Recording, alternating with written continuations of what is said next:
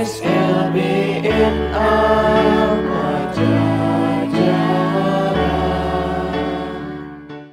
Selanjutnya ke pematerian ketiga atau narasumber ketiga, ini tidak kalah penting. Ini intinya justru bagaimana tunanetra mempersiapkan UTBK. Tadi sudah dimotivasi oleh Kang Dian, diberikan layanan oleh Teh Puri tentang mobilitas. Nah sekarang bagaimana sih gambaran pelaksanaan UTBK? Mulai dari masuk ruangan, cara mengerjakan, seperti apa sistem komputernya, cara mengklik dan sebagainya. Tentu ini akan digambarkan secara verbal. Karena kalau kita cek di YouTube juga belum ada narasi yang membantu memberi informasi kepada kita bagaimana teknis tunanetra mengerjakan ujian berbasis komputer ini. Nah, saya kenalkan narasumber selanjutnya adalah Alifa Aulia Salsabila, mahasiswa pendidikan khusus FIP UPI angkatan 2020, artinya angkatan tahun kemarin, melalui jalur SBMPTN dan alumni dari SLBNA Pajajaran Kota Bandung. Alifa ini merupakan peserta didik SLBNA yang mengikuti 2 kali SBMPTN melalui jalur UTBK. Jadi 2019 dia ikut, lalu di tahun 2020 juga ikut, sehingga punya 2 kali pengalaman menggunakan komputer di UTBK. Nah tentunya apa perbedaannya atau apa kelebihannya, kekurangannya seperti apa, termasuk bagaimana mengoperasikan atau ada tips and tricks mengerjakan secara efektif dan efisien melalui komputer bicara ini. Halo Teh Alifa. Halo Bapak, selamat siang. Nah, halo. Assalamualaikum Alifa. Baik, boleh langsung saja Alifa memaparkan bagaimana proses pelaksanaan UTBK secara deskriptif, mulai dari masuk, mengerjakan seperti apa, jenis soalnya, terus cara mengoperasikan komputernya, terus apa yang harus dipersiapkan juga. Itu mungkin apakah menginput dulu nomor ujian atau seperti apa? Mangga dijelaskan oleh Alifa. Teman-teman adik-adik yang akan mengikuti UTBK mohon cermati, simak dengan baik-baik agar memiliki gambaran, karena kita belum melakukan simulasi nih. Tapi kalau ketika sudah melakukan simulasi, setidaknya kita regreg kalau dalam bahasa Sunda. Nah, untuk sementara kita akan mendengarkan praktik baik yang dilakukan oleh Alifa 2 tahun mengikuti UTBK. Mangga Alifa. Ya baik, terima kasih banyak Bapak. Sebelumnya saya ucapkan atas waktu dan kesempatannya. Assalamualaikum warahmatullahi wabarakatuh. Salam sejahtera bagi kita semua. Tadi sudah diperkenalkan ya sama Pak Ido. Yang lain manggil Akang, tapi saya manggil Bapak nggak apa-apa ya, karena saya muridnya Bapak. Oke, nama saya Alifa Aulia Salsabila. Saya alumni SLBNA Kota Bandung. Nah, seperti yang tadi sudah Pak Ido katakan, saya mengikuti UTBK itu 2 kali. Jadi saya memiliki dua pengalaman dari UTBK yang pernah saya jalani. Pada tahun 2019 itu mungkin saya gagal karena ini tidak punya gambaran tentang seperti apa itu UTBK, apa yang harus dilakukan. Tidak ada yang memberitahu. Sulit untuk mendapatkan informasi tentang apa saja yang harus dilakukan pada saat melaksanakan ujian itu dan sebagainya.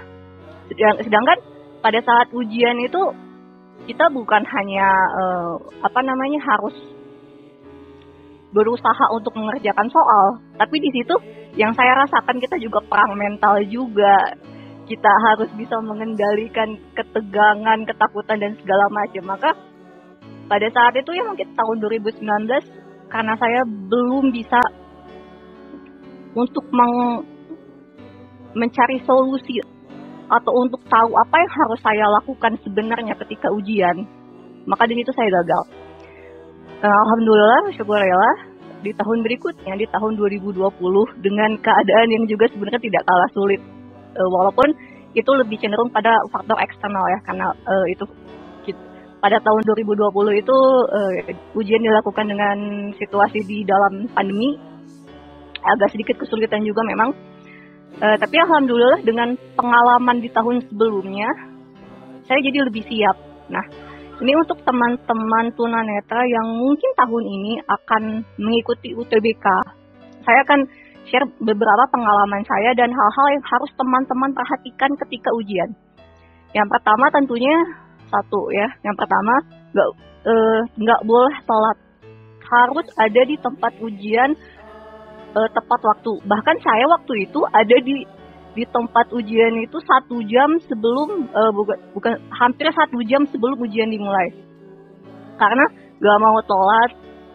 Terus tadi juga sudah dikatakan oleh Puri, kita kan belum tahu juga situasinya di lokasinya seperti apa. Saya nggak mau nyari-nyari lokasi terus nyasar dan segala macam. Jadi mengantisipasi itu, saya berusaha untuk datang dengan durasi waktu yang ya pokoknya lenggang gitu. Intinya lenggang. Jangan mepet ujian jam segitu, datang jam segitu, itu jangan.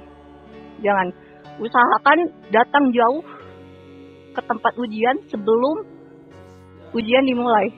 Karena tadi kita nggak pernah tahu situasinya di lokasi kayak gimana. Iya, kalau saat kita datang, taruhlah misalnya teman-teman ujian di UPI, udah tahu tempat ujiannya di mana, itu syukur. Tapi kalau belum, nyari-nyari dulu, wah itu datang ke tempat ujian telat, bisa-bisa kita nggak boleh masuk. Lalu yang kedua, ada beberapa hal yang harus diperhatikan. Ini harus dibawa ketika ujian. Data-data ini harus dibawa. Yang pertama, kartu peserta. Ketika teman-teman sudah login di akun LTMPT untuk mengikuti UTBK dan menyelesaikan pembayaran dan lain sebagainya, pasti teman-teman sudah punya kartu peserta. Nah itu jangan sampai nggak dibawa ketika ujian. Bahkan dulu saya kartu peserta itu sampai dibuat seperti name tag agar tidak hilang, agar mudah saya cari, dan agar saya bisa memastikan itu saya bawa. Kalau teman-teman yang mengikuti ujian UTBK tahun ini dan lulus di tahun ini juga, mungkin data yang lain yang harus dibawa itu seperti SKHUN. Tapi kalau teman-teman yang lulusnya tahun kemarin dan mau mengikuti UTBK di tahun ini, harus bawa fotokopi ijazah yang sudah dilegalisir dan juga fotokopi KTP. Nah lalu bagaimana nih ketika kita sudah ada di tempat ujian, apa yang harus kita lakukan? Saat datangnya waktu ujian itu pasti kita akan dipersilakan masuk. Data-data itu pasti akan diperiksa dulu sebelum kita masuk oleh panitia yang ada di situ. Nah, pengalaman saya karena saya di situ tunanetra, alhamdulillah saya difasilitasi dengan baik. Waktu itu saya dibantu oleh panitianya untuk menemukan komputer mana yang harus saya gunakan. Saya diantar sampai ke tempat duduk, saya dibantu ini komputernya, ini headphone-nya, kamu duduk di sini dan segala macam. Lalu diberikan kertas, pen dan reglet dan alat pendukung lainnya untuk bisa mengikuti ujian. Nah, ketika kita akan udah mau ujian nih, hal-hal yang harus kita lakukan itu pertama login dulu dengan menggunakan nomor yang ada di kartu peserta kita. Jadi itu makanya tadi saya bilang kartu peserta itu jangan sampai nggak dibawa, atau jangan sampai lupa datang ke tempat ujian nggak bawa kartu peserta. Itu jangan sampai, teman-teman, pastikan itu. Nah, kita tuh harus memasukkan nomor peserta yang ada di kartu peserta kita ke komputer. Waktu itu alhamdulillah saya dibantu, ada yang membantu untuk membacakan kartu pesertanya dan untuk mencocokkan antara nomor yang ada di kartu saya dan yang saya ketikkan di komputer agar tidak terjadi kesalahan. Nah, terkait bagaimana sih pengoperasian komputernya nanti saat ujian. Jadi nanti itu kita akan menggunakan komputer dengan NVDA. Nah, sebenarnya ketika kita sudah selesai login dan akan memulai ujian, itu di komputer itu ada tuntunannya, ada gambarannya, tombol-tombol operasi yang harus kita gunakan. Nah, saya sarankan kepada teman-teman kalau bisa itu dicatat, nggak perlu panjang-panjang. Yang penting teman-teman tahu apa yang teman-teman tulis dan ingat tombol navigasi yang harus teman-teman gunakan. Contohnya waktu itu saya tulis gini, soal berikutnya, misalnya SB sama dengan apa, soal sebelumnya SS gitu sama dengan apa, ya itu tulis singkat aja sebagai pengingat supaya teman-teman nggak lupa. Nah, adapun beberapa tombol operasi yang harus kita gunakan pada saat ujian untuk menggunakan komputernya ya. Untuk membaca soal, itu kita menggunakan tombol panah atas dan bawah untuk bisa membaca soal. Lalu untuk misalnya nih, teman-teman udah jawab, udah baca soal, lalu sudah menemukan jawaban yang teman-teman rasa itu adalah jawaban yang tepat atas soal ini. Teman-teman tinggal taruh kursornya dengan panah itu di option mana.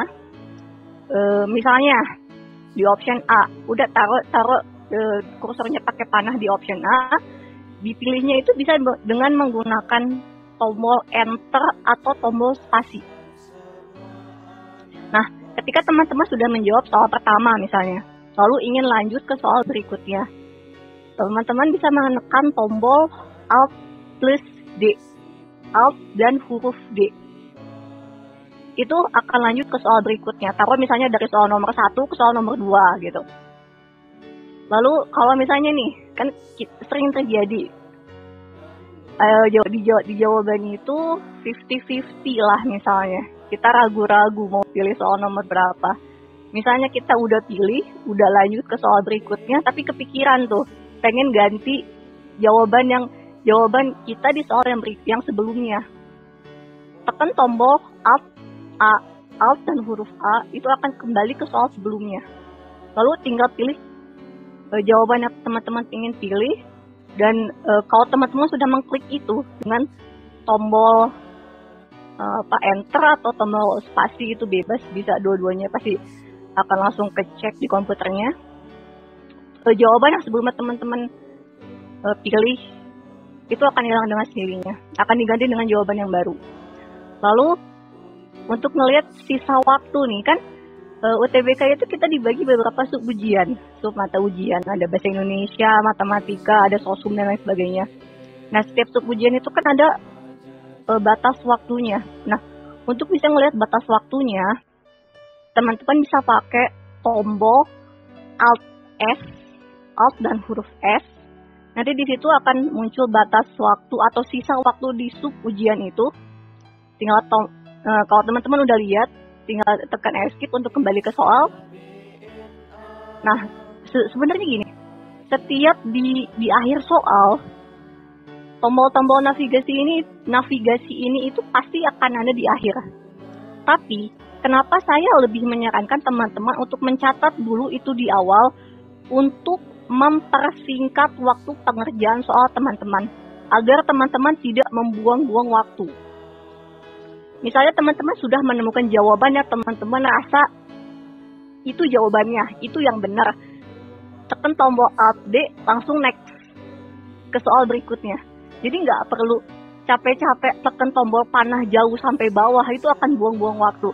Karena 1 detik sekalipun pada saat UTBK itu sangat berharga. Jangan dibuang-buang waktunya gitu. Manajemen waktu saat UTBK itu sangat menentukan, bagi saya ya, sangat menentukan keberhasilan kita melakukan UTBK itu atau tidak. Karena kalau misalnya di satu sub pelatihan itu ada 10 soal, tapi kita baru selesai jawab 5 dan batas waktunya sudah habis, sudah terkunci langsung, tertutup langsung bagian sub ujian itu, nanti komputernya itu pasti akan ngomong, Anda telah menyelesaikan ujian pada bagian ini. Silahkan tunggu untuk bagian berikutnya. Jadi kan sayang kalau misalnya waktunya terbuang. Gitu. Jadi bagaimanapun caranya harus bisa mempersingkat waktu, tapi tetap harus bisa menjawab soal dengan tepat. Saya waktu itu dari pengalaman yang sudah saya jalani, saya tidak membaca teks. Taruhlah misalnya tes ujian bahasa Indonesia, teks di awal dengan secara utuh. Karena apa?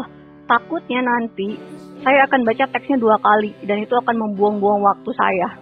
Jadi saya baca dulu secara screening, secara sepintas itu teksnya seperti apa. Saya tangkap dulu poin-poin penting yang ada di dalam teks itu. Lalu saya baca dulu soalnya, apa yang dipertanyakan gitu di dalam soal itu. Nah, ketika tadi saya sudah punya gambaran, walaupun tidak secara utuh dulu gitu, karena saya harus tahu dulu maksud dari soal ini itu apa gitu kan. Ketika saya udah tahu nih maksud dari soalnya ini dan saya sudah punya gambaran dari screening yang saya lakukan dari bacaan, saya bisa langsung tahu mau cari jawaban saya di paragraf mana atau di bagian teks yang sebelah mana gitu. Jadi nggak akan ngebuang-buang waktu. Kalau misalnya dibaca langsung semua, tapi ini dikembalikan lagi kepada teman-teman sih. Kalau misalnya dirasa itu lebih efektif membaca dulu semua teks lalu membaca soal itu lebih efektif, silahkan. Tapi kalau dari apa yang saya rasakan, saya screening dulu bacaannya. Saya ambil dulu, catat dulu poin-poin penting dari teks yang ada, baru saya baca soal. Dari situ baru saya bisa nemu, saya harus nyari jawaban pastinya tuh di paragraf yang ini gitu. Itu jauh lebih efektif buat saya. Nah, beberapa kali saya sering ditanya, secara ada juga yang suka japri, nanti itu TBK ada soal bergambar atau enggak? Dari pengalaman yang sudah saya lewati itu tidak ada soal bergambar. Tidak ada soal bergambar. Kalaupun ada, misalnya, tapi itu bukan soal bergambar ya. Itu sudah diilustrasikan gitu, misalnya dalam soal matematika, misalnya segitiga di samping dengan tinggi sekian, alas sekian, berapakah sisi miringnya gitu. Hitunglah sisi miring dari segitiga yang ada di samping dengan alas sekian, tinggi sekian.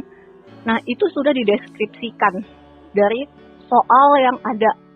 Jadi kalau teman-teman ada yang khawatir nanti ada soal bergambar atau enggak, terus kalau ada soal gambar kita nggak bisa dong jawabnya, kita nggak bisa lihat yang kalau dari pengalaman saya soal bergambar itu sudah tidak ada kemarin. Nah, teman-teman,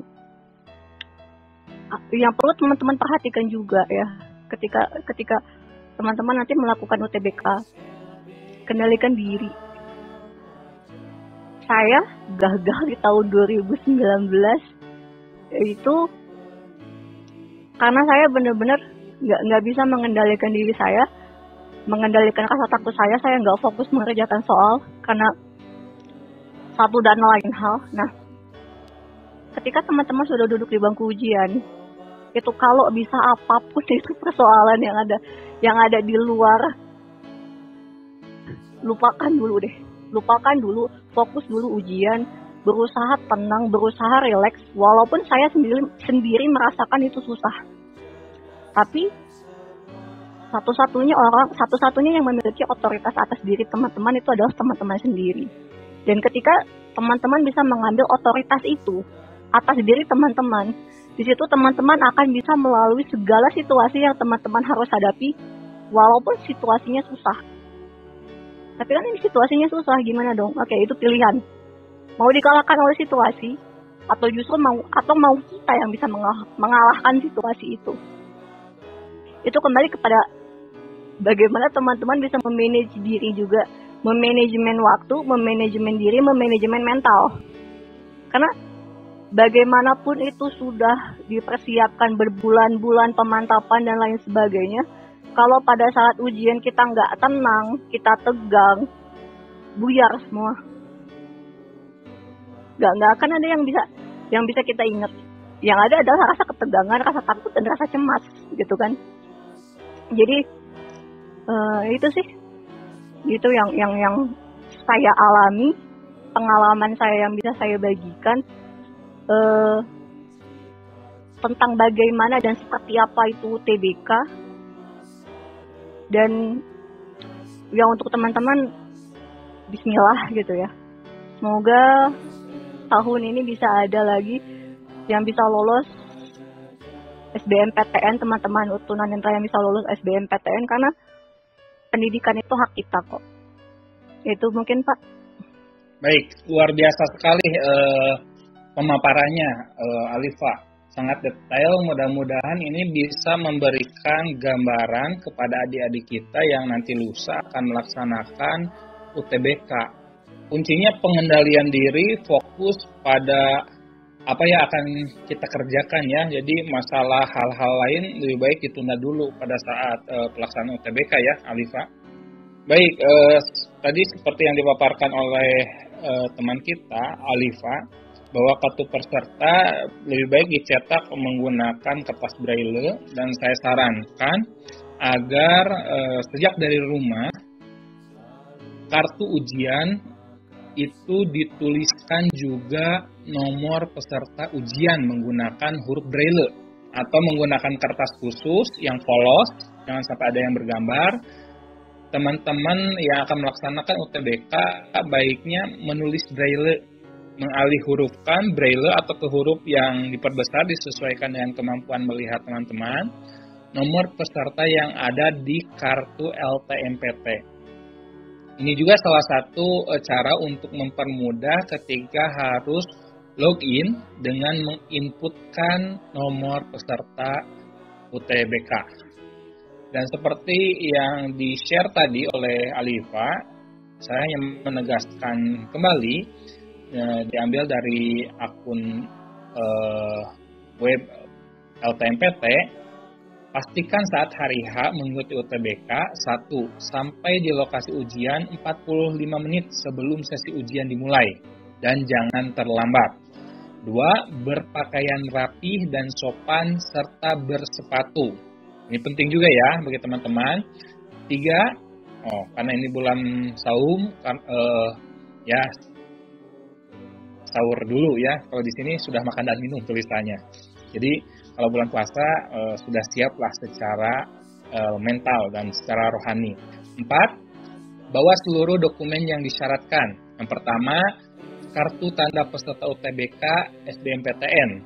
Dan saya sarankan untuk juga dialih hurufkan untuk nomor pesertanya menggunakan braille atau huruf awas yang disesuaikan ukurannya, baik itu menggunakan kertas khusus kembali atau di kartu ujian. Yang kedua, fotokopi ijazah yang telah dilegalisasi bagi lulusan 2019 dan 2020, sehingga angkatan 2021 tidak usah. Yang ketiga, surat keterangan kelas 12 yang ditandatangani oleh kepala sekolah berisi nama siswa, NISN siswa, NPSN sekolah, dan pas foto berwarna siswa terbaru, ukuran bebas bagi angkatan 2021. Yang keempat, identitas diri lain seperti KTP, SIM, atau kartu pelajar. Yang kelima, pastikan menggunakan masker. Ini wajib ya di masa pandemi. Menggunakan pelindung muka itu dianjurkan, dan sarung tangan jika diinginkan. Bagi teman-teman yang sudah mendapatkan pendamping, mohon dikontak kembali pendampingnya, memastikan bahwa tempat lokasi yang janjian itu sudah sesuai dengan yang telah ditentukan oleh kedua belah pihak ya, sehingga dapat mempermudah dan memperlancar proses pelaksanaan UTBK. Contoh-contoh atau praktik-praktik baik yang ditunjukkan oleh Kang Dian, Teh Puri, Teh Alifa, ini bisa menjadi motivasi bagi kita, guru khususnya, dan sekolah, bisa memberikan layanan yang terbaik bagi anak-anak kita. Baik, untuk itu saya persilahkan dulu kepada Kang Dian untuk closing statement, menyampaikan pesan dan motivasi kepada adik-adik kita yang akan melaksanakan UTBK di lusa nanti, di tanggal 15 April. Mangga Kang Dian. Iya Kang, baik, untuk adik-adik peserta didik yang nanti mau ber-UTBK, semoga sukses, terus semangat. Karena dengan kemauan dan semangat tentu semua hal dapat dilalui. Closing statement dari saya, terus berkemauan, terus bekerja keras, terus konsisten, dan berusaha, terus berdoa dan berproses, karena proses tidak akan pernah mengkhianati hasil. Mungkin sekian dari saya, terima kasih Kang Ido. Ya, terima kasih, luar biasa. Peserta disabilitas di jalur SNMPTN di tahun 2018. Ini luar biasa sekali. Mudah-mudahan di tahun depan ada Dian-Dian Wardiana lainnya yang bisa mengikuti jejaknya melalui jalur SNMPTN. Ini sungguh-sungguh luar biasa menginspirasi kami. Selanjutnya Teh Puri, mangga dipersilakan untuk memberikan motivasi, pesan kepada adik-adik kita yang akan melaksanakan UTBK di lusa nanti. Mangga Teh Puri. Iya baik Kang, terima kasih. Kalau dari saya pribadi, jangan pernah menyerah ya teman-teman. Jangan pernah menyerah karena yakin kita pasti bisa. Selagi berusaha insya Allah pasti tergapai impian kalian.